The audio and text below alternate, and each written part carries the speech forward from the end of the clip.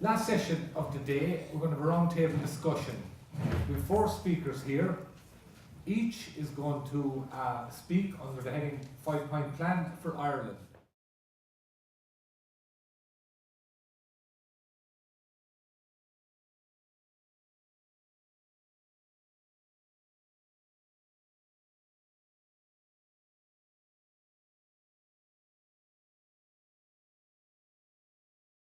I just wanted to offer you a brief contribution, and I want to make 10 points, but they're interrelated and they're brief. I also would like to put them in some kind of context.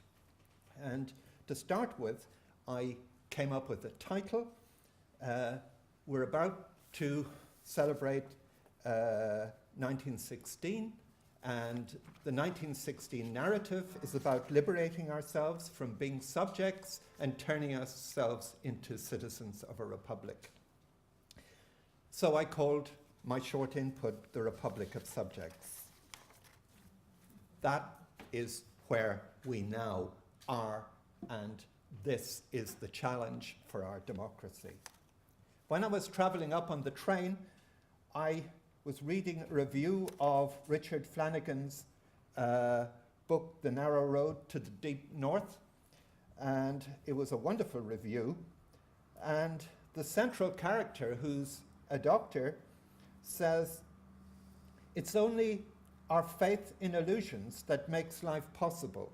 It is believing in reality that does us in every time." As you probably know, The Narrow Road to the North, the Deep North, which recently won a major literary prize, is about building a railroad in Burma during the Second World War involving prisoners of war and Asian indentured workers in very large numbers. In a sense, it reminded me of the austerity that we've been going through. It was represented to us as a temporary event, but in fact, of course, it is a permanent policy unless it can be changed. We are, as we're all acutely aware, faced with a problem of ungovernability. And much of the discussion today has centered on how do we deepen democracy. Well, for me, there are a number of central questions. The first, I believe, is central. Why was the bailout not put to a referendum?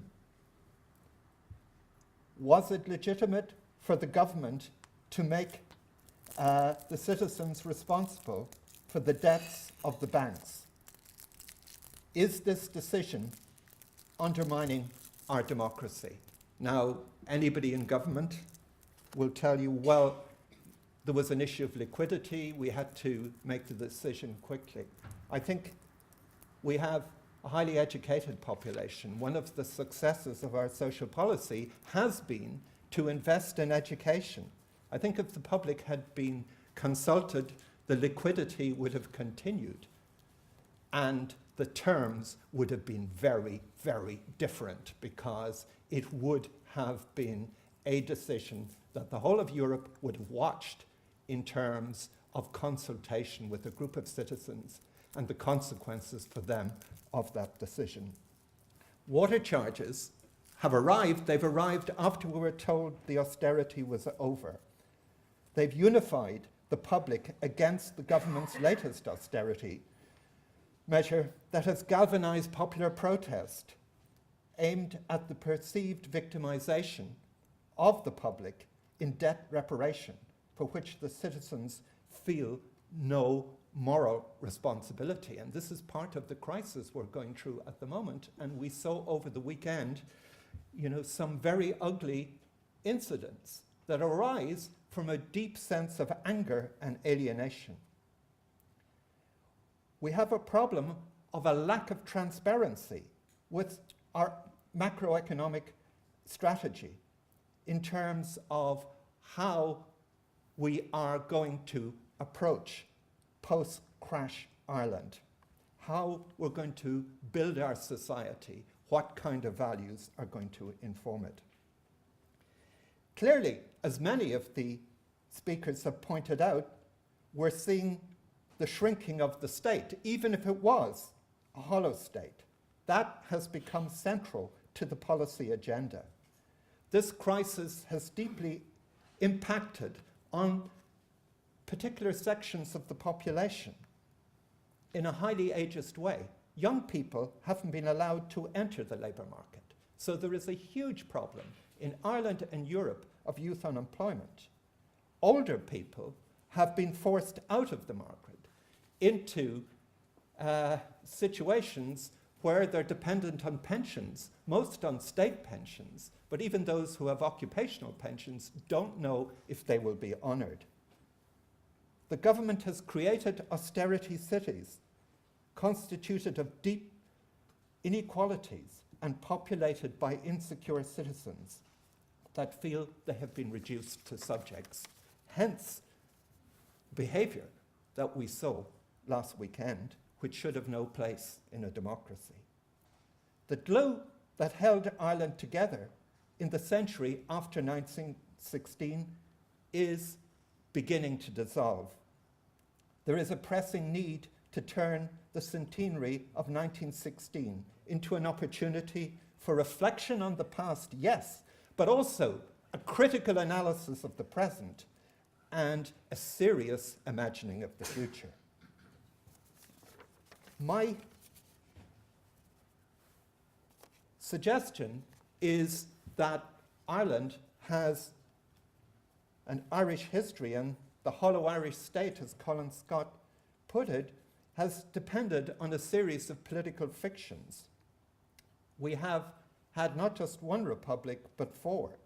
Between 1922 and 1960, we had De Valera's Ireland, isolationist, protectionist, which was unsustainable. Between 1960 and 1995, we had modernization, Europeanization, and economic development, which was highly sustainable and changed the country from a poor country into a rich country. Between 1995 and 2008, we had the Celtic Tiger, based on risk, globalization, and deregulation, which destroyed the country in a wholly unsustainable project. We are now in a period of austerity growth in post-crash Ireland. The question is it sustainable or is it suicidal? I think we need to reclaim our sense of political reality. We need to discover the difference between truth and falsehood. We are challenged to explore Republican models and narratives in search of answers. My 10 principles for a critical citizenship are, first, that we should value social justice as a democratic imperative by rejecting growing inequality. And we've seen really powerful evidence from Sean and Michelle of inequality growing sharply since 1980. Inequality causes poverty, that's obvious, but it also causes social conflict. Inequality ruins lives. Inequality is the product of a market society. Inequality is based on oligarchy and is the antithesis of democracy. And what we have seen since 1980 is the emergence of an oligarchical class which controls wealth but also information and is gradually undermining democracy and creating a very profound crisis. My second point relates to that because I think we need to seek to democratize democracy. Democracy isn't a static notion, it's an evolving notion. We need to democratize democracy through public accountability, the banks, the political class, multiple ownership of property, links between politics and business, clientelism, etc. We need to, my third point, we need to challenge media monopoly of knowledge in an information society. The internet proves that media power over truth can be challenged. My fourth point, and this arises out of our current discussion about water, I think there is a real need for a referendum on the social ownership of state assets and services, such as water, transport, etc. Those are utilities, but I would also suggest, in the light of the forthcoming North American EU partnership agreement on liberalization of trade, that we need to secure the ownership of schools, colleges, hospital, social care, etc., which is in danger of being privatized. We also need to secure our resources, forestry, which was nearly sold off, oil and gas reserves, etc. This would, I think, help us deal democratically with the challenges of the market that lie ahead. Fifthly, we need to broaden the political debate through, as Colin says, reflexive governance, beyond a preoccupation with narrow economic concerns, to a wider consideration of social justice and sustainable development. And those points have been very well made today. We can only survive this crash, this crisis in our democracy, by reinventing our sense of social solidarity. The sixth point I would make is the creation of democratic spaces, participatory spaces, based on John Keynes' notion of monetary democracy through citizen juries, social audits, community engagement that values the citizens' lived experience and opinions about policy formation and modes of government. Monetary democracy, this is my seventh point, provides information and discursive empowerment, which empowers the citizen to know and understand what is going on in an increasingly changing society based on cyber democracy.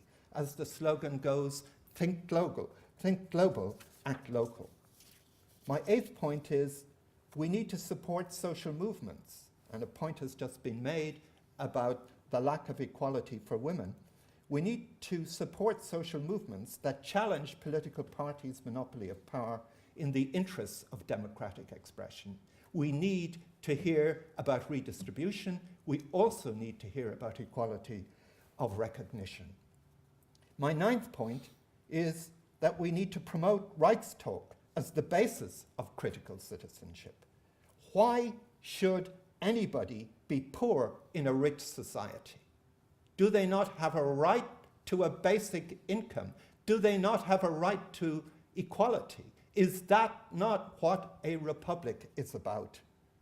Finally, we need to build a strong democracy in Ireland that's based on thick participation rather than thin representation. In summary, we need to reinvent Irish democracy if it's going to survive into its second century.